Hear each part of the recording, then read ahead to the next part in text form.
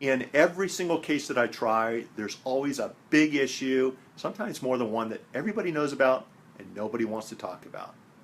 Those of you in sales, you have the same challenges. Okay, I'm going to show you how I deal with the elephant in the room in the courthouse and how you can do the same thing.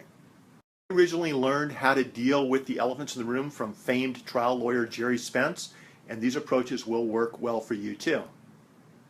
The first step is figuring out what's the big issue, what's the elephant in the room, not from your perspective, but from your audience's perspective. What's on their mind?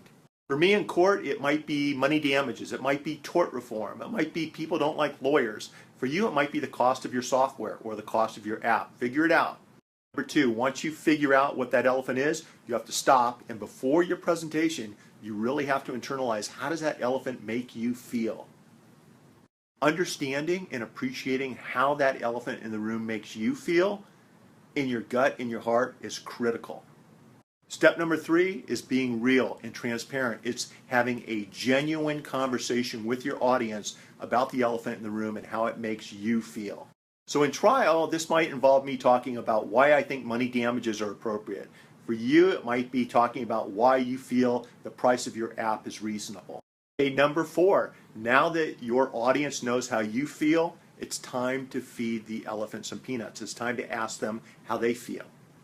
Have a conversation about the elephant in the room and appreciate what they're telling you.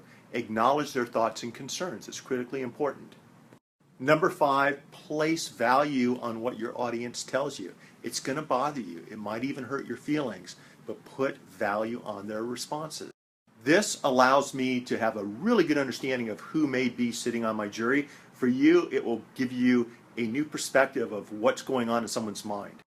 The last step is to continue engaging with your audience, continue asking open-ended questions, continue the conversation.